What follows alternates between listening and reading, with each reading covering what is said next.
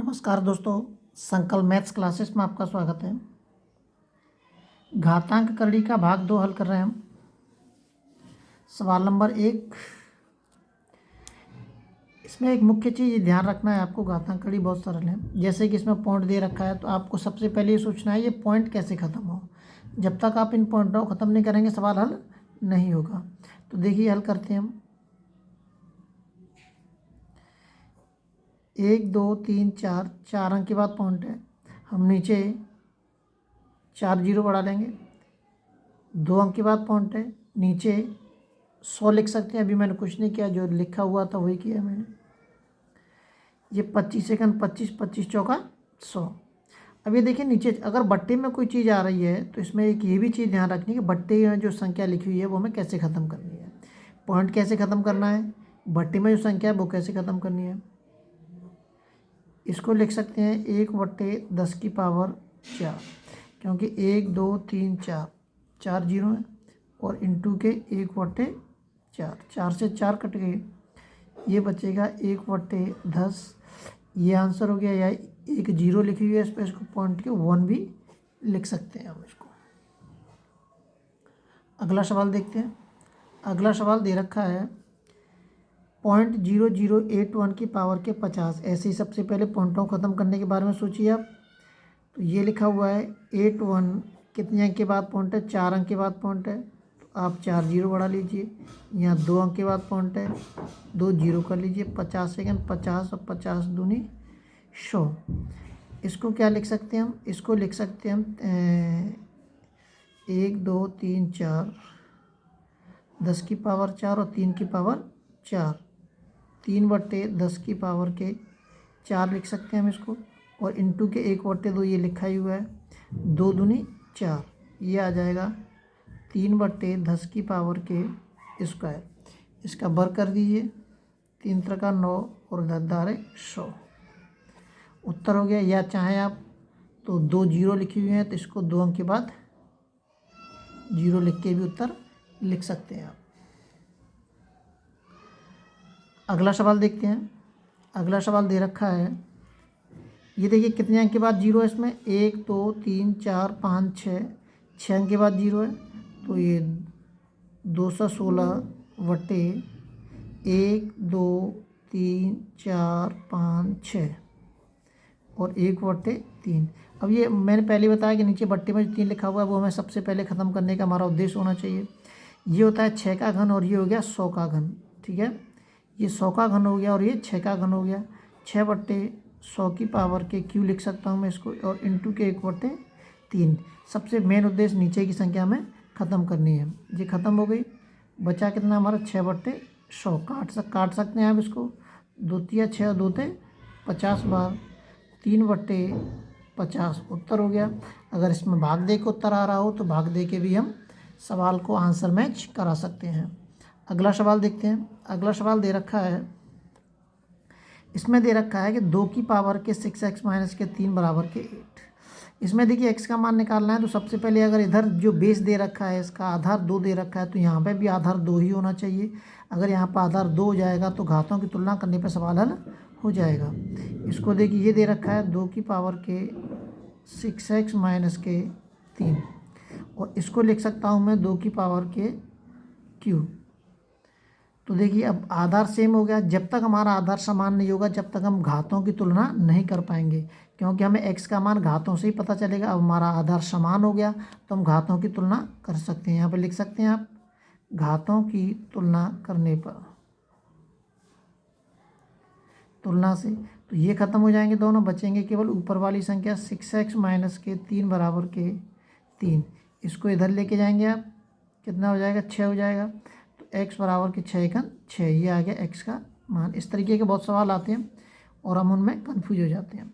अगला सवाल देखिए, ये दे रखा है सवाल कि ये देखिए दोनों का जो आधार सेम दे रखा है, तो आधार सेम दे रखा है तो गुणा में घातें क्या हो जाती हैं, जुड़ जाती हैं।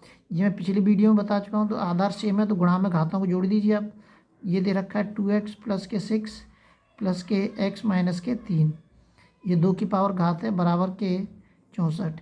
ये कितना हो जाएगा 2x और 1x 3x हो जाएगा।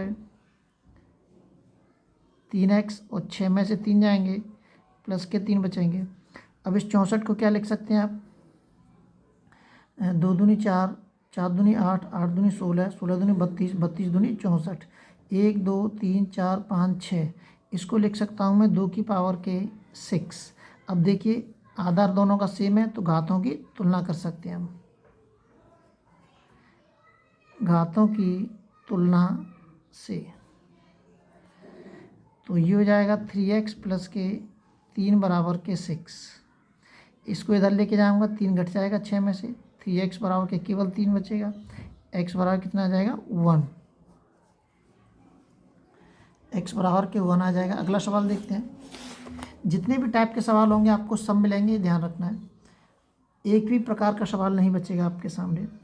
ये दे रखा है 3x की पावर के 1 और इंटू के 9 243। तो इसको क्या लिख सकते हैं हम, इसको ऐसे ही लिखा रहने दीजिए। सबसे पहले 9 का इंटू है इसका, इसमें भाग दे दीजिए 9 का मैं इसमें भाग दूंगा तो 9 दूनी 18 बचे 6, 9 7 63।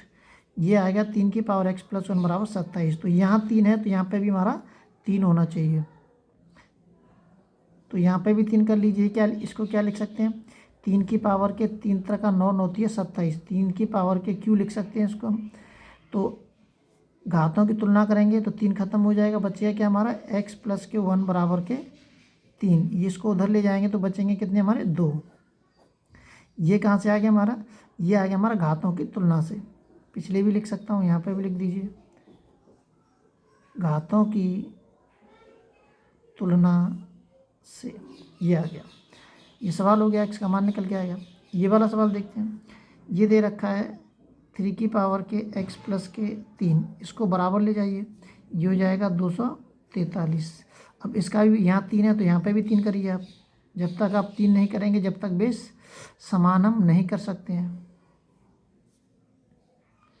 बराबर के इसको क्या लिख सकते हैं हम, 3 तरह का 9, 9 तिया 27, 27 तिया 81, 81 में भाग दीजिए, गुणा करिए 3 का, 3 एक 3 और 3 24, 1 2 3 4 5। इसको लिख सकते हैं 3 की पावर के 5। अब आधार दोनों का समान हो गया, तो समान हो गया तो यहाँ पे लिख दीजिए घातों की तुलना से।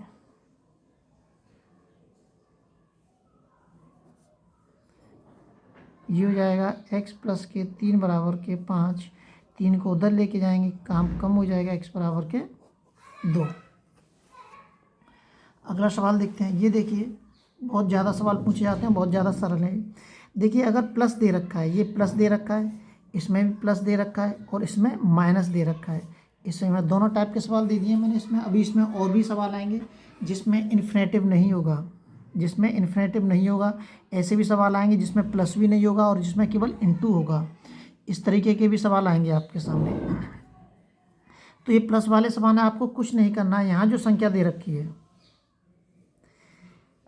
इसका आपको ऐसे गुणनखंड करना है, इस वाली संख्या का गुणनखंड करना है केवल इसका, ये समझ लीजिए। तो 12 के गुणनखंड कितने होते हैं, 4 इंटू के 3, ठीक है, जिसका अंतर 1 हो। ऐसे गुणनखंड करने हैं जिनका अंतर 1 होना चाहिए। ऐसा नहीं है 6 दूनी 12 भी हो जाएगा फिर तो। इनके ऐसे गुणनखंड करने हमें जिनका अंतर 1 होना चाहिए। अगर अंतर 1 नहीं है तो ये गलत माना जाएगा। अब ये देखिए मैंने 12 के गुणनखंड कर दिए 4 और 3, तो 12 गुणनखंड 4 और 3 दोनों का अंतर 1 आ रहा है। तो अगर प्लस का निशान है तो बड़ी वाली संख्या हो जाएगी,